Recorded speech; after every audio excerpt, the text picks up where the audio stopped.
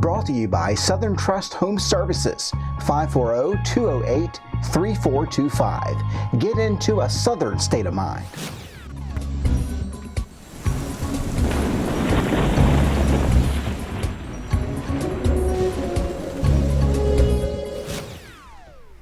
Hey there, meteorologist J.B. Singleton. It is Sunday night. Sorry, I wanted to get on a little bit earlier tonight, but it didn't happen. I stacked too much of my show, I believe, but there's a lot to talk about with Dorian. Obviously, a catastrophic storm. If you've been following any of the news coverage out there, you know that we've been dealing with strong Cat 5, winds up 185 miles per hour sustained in that eye wall.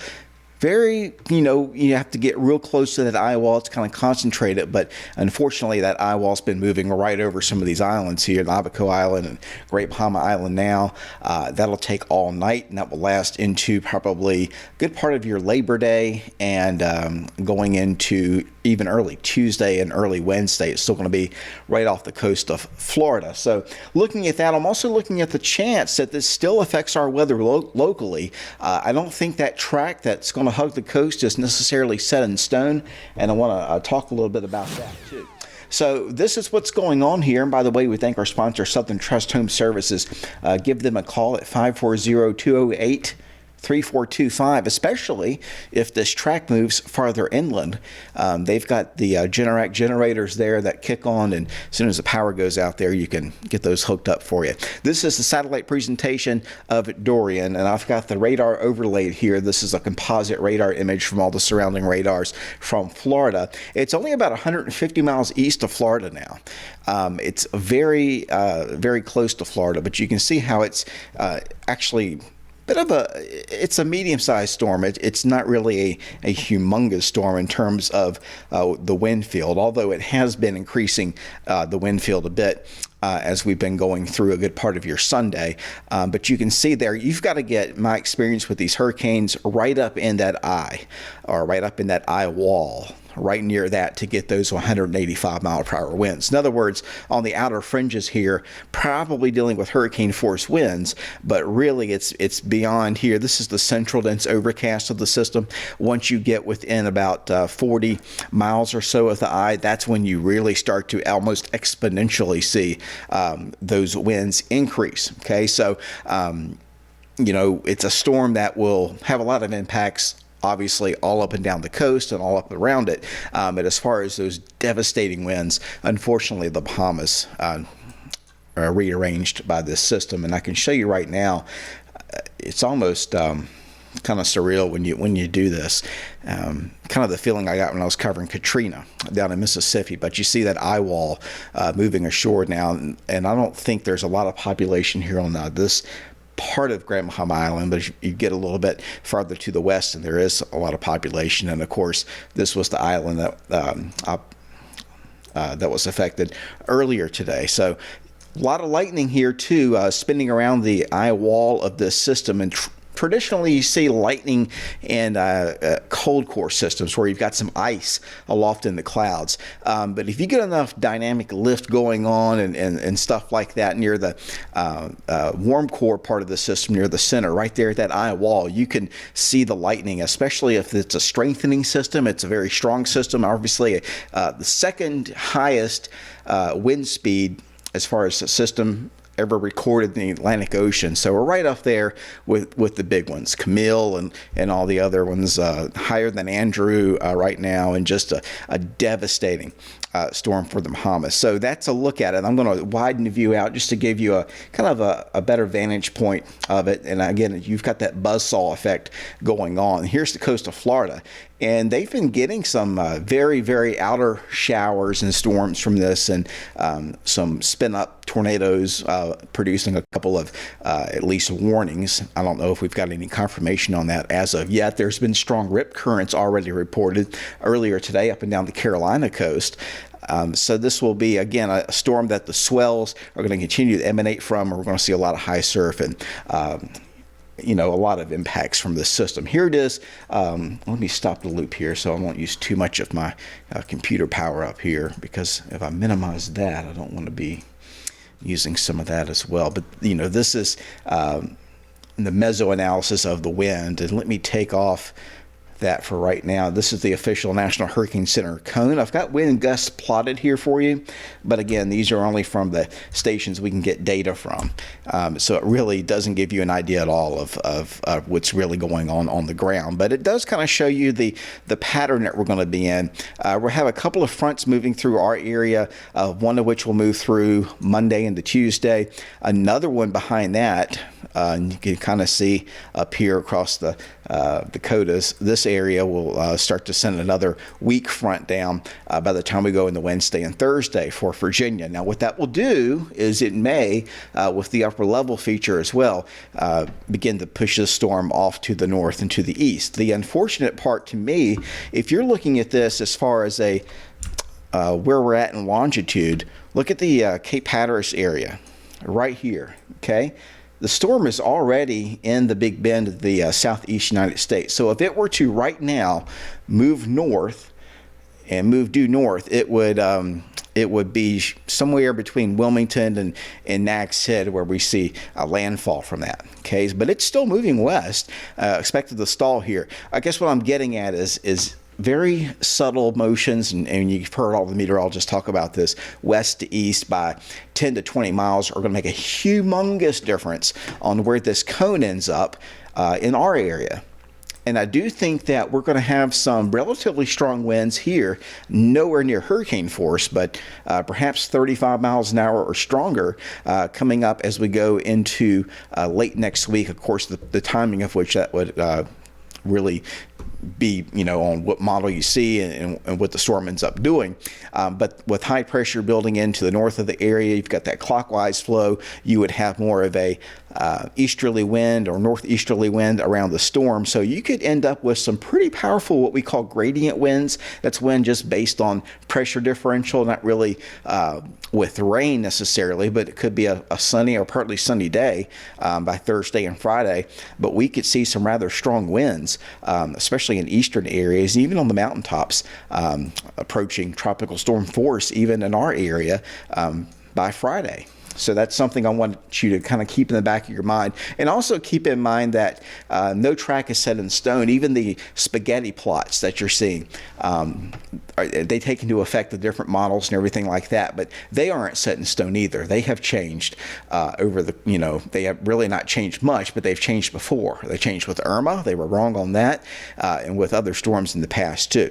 National Hurricane Center earliest likelihood of 39 mile per hour winds would take it up the coast, but it's crawling right now, and it will continue to kind of slow down right on into Monday, Tuesday, and Wednesday. So 3-4 days from now, it's still south of Charleston, south of maybe even not even getting up into Savannah until later in the day, Wednesday into early Thursday. Those would be the earliest arrival times of the tropical storm force winds, and those are winds of 39 miles per hour or greater. Hurricane force winds are 73, 74 miles per hour or greater. But notice you've also got probabilities listed here. So this map shows you two things. It shows you timing, and then within the timing, you've got a conditional probability of the percentage of how strong those winds could be and the likelihood of seeing that. And when you get into the darker colors, obviously along the coast, that's where we're most confident that we'll see those tropical storm force winds and hurricane force winds. You get farther away, you're less confident, but you still have a chance.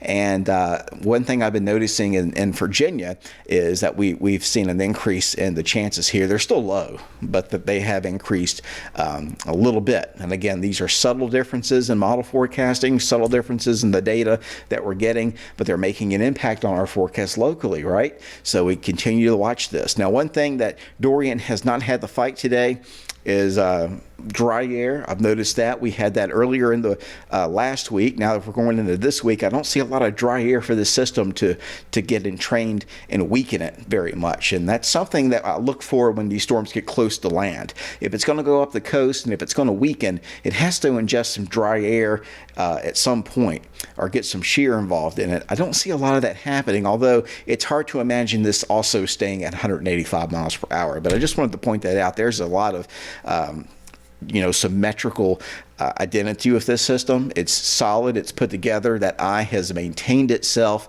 for 2 or 3 days now. Hasn't gone anywhere all weekend. If anything, it's gotten stronger. It probably will weaken some overnight tonight into tomorrow. But not by much. I don't know. It's eventually probably going to weaken with it just stalling there, but it's just very concerning to see this year after year after year. All right, this is the NAM forecast, the surface, where, again, we'll have one front here coming through. I just want to point these fronts out to you because this impacts the path of the hurricane. So you've got one coming through tomorrow, another one coming through Wednesday. All right, so scattered storms indirectly, and not even directly. Not even indirectly. It's just scattered storms from that front. Monday, for tomorrow, for your Labor Day, a couple of them around, and then for Wednesday, you can kind of see evidence of that. Now, that front may stall and could provide the catalyst for some what we call predecessor rainfall ahead of it. And that could actually give us some decent rain. It happened with Michael last year. So this is something I am watching Thursday and the Friday. It's not off the table. I'll put more on my Patreon site later tonight and into tomorrow. But this is the vorticity forecast, the spin in the atmosphere. Honestly, I don't see a lot to pick this up and turn it north. You don't need a lot with hurricanes either, but you've got a big high pressure area off to the east of it. You've got another one to the west. So in between, the storm has nowhere to go. That's what happened with Harvey. So what you look for are spin areas here coming out of the northern branch of the jet stream. This is it up here where you see all that coming down out of the Great Lakes. Little pieces. See them right there? This is areas of vorticity at about 18,000 feet, areas of spin. Come down the pike here from the northwest. This is by Wednesday into Thursday. Okay, that's what brings the front through. But they also kind of move south around the system. I'm wondering in the back of my mind, and I'm trying to not overplay this, but I'm a little fearful that as we go through time, some of the modeling may shift into more of a cutting off of that with the storm, and that would stall it out. So I still think this has the potential to stall longer than Wednesday, and some of the modeling is hinting at that as well. And if it did that, if it got caught up in that pattern, it could move farther inland with time. So that's something that we need to watch as well. Not the official forecast by any stretch, but it's, again, not off the table. This is about Thursday, September the 5th. This is the Canadian model, but it does show you that we've got a lot of heavy rain here all the way into Greensboro and Raleigh. Flooding would be a possibility with this system, especially because you've got this stalled front right through our area. I think that front Wednesday night could stall as the tropical air with the system kind of moves into it. And that could give us some, in some cases beneficial rainfall, but in other cases you always have to watch your tropical system and see it, if it starts to interact with that front more Thursday and the Friday, we could be looking at flooding rains. Wouldn't be out of the question. This is also something that's concerning to me. This is the jet stream at about 30,000 feet or so. This is Thursday afternoon, and the trough center on the Canadian model is through Tennessee, through Nashville. So you've got a lot of southerly winds. See those arrows out of the south? This is huge to me because what it shows you is you've got a vacuum right here where the winds are stronger. So what your air is going to be doing aloft is coming out of the south, not blowing the storm. It's not coming out of the southwest. It's coming directly out of the south, if not a little bit out of the east-southeast here. And that, to me, hints at the possibility of this energy maybe closing off or becoming a little stronger, and that could pull the storm farther inland. Am I saying that's going to happen? Am I wishing that's going to happen? No, but I look for things like that when I forecast, just how I do. And I try to be a little different, and I try to look for anything that can take us off the beaten path, because sometimes I think we get so stuck on the consensus that we don't look at these outside factors and look at what could also happen, because the atmosphere doesn't care. It's going to do it anyway. It's whether or not the models actually pick up on it. A lot of times it's there. We just don't have have the capability to analyze each and everything on the models. There's just so much data. Intensity forecast, though, most of them agree we're going to go beyond Cat 5 back to Cat 4 and Cat 3 with time. But anyway, a Cat 3 storm a few days out still going to do some damage. That's still well-built homes suffering damage there. You're looking at winds of up to 130 miles per hour. So that's still a big problem out there, and that's going to be a problem for the next week all up and down the coast. These are the different GFS ensembles. We take that GFS model, we tweak it a lot of times just to account for error, and notice at the end of the loop here, you've got some of this troughing holding back across West Virginia. Now, to be fair, you've also got it also to the east. But some of these other outliers here are, showing that, it even closes off around Wilmington, or the dips maintain themselves a little bit farther west. If that's the case, again, that would pull the storm farther in. So if there's one thing I am watching all week is that upper level energy going to, some of it misses it. I think Monday, obviously it just sits there. This is the icon model, by the way. And then by Wednesday, how much of that, if we get too much upper level energy, we could pull the storm back in, I guess that's what I'm saying. So we'll watch that for you very carefully. If it comes through very weak, it would bounce it off up to the coast. And that's the other problem with the center being just offshore. It could maintain at least category 2, category 3 status perhaps. And that would, that buzzsaw would be going all up and down the coast like it did with Matthew. Matthew at times just a category 1, but destroyed piers, and a lot of high surf and things of that nature. And a lot of the damage that we see in the southeast United States with hurricanes caused by the storm surge, not the wind. But the wind could still be strong, and again, the rain could be very heavy as well. But with it moving up the coast, it would accelerate. I'm worried about it slowing down even more than what the models are showing and being pulled a little bit farther in.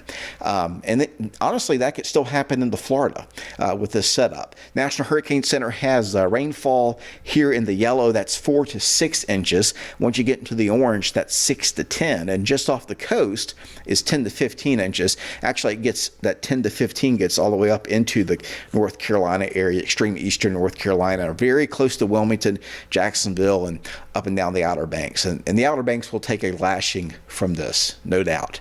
Y'all know how Highway 12 gets if you're an OBX fan, just in small storms. So if this is just a Category 1 hurricane when it gets up there Thursday and the Friday, if that's what happens, they're going to take it on the head, I think.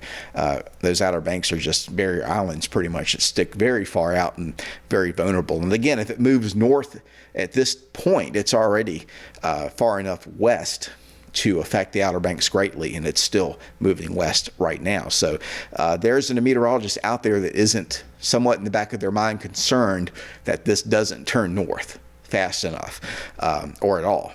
I just want to kind of put that out there and want you to think about that a little bit.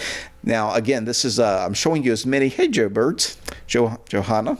We're looking at the UK here. I'm trying to show you as many models as I can just to give you the consensus here. And again, it's joining most of the others here. But again, the upper level dipping is still across the Great Lakes. This is Thursday evening. So do we see a lot? Do I see a lot here to pick it up? I don't. Unless this high is developing farther to the south and joins up with this other high to the west of it. But I don't see an obvious signature of a big trough coming in here and scooping this thing up. I just don't see it.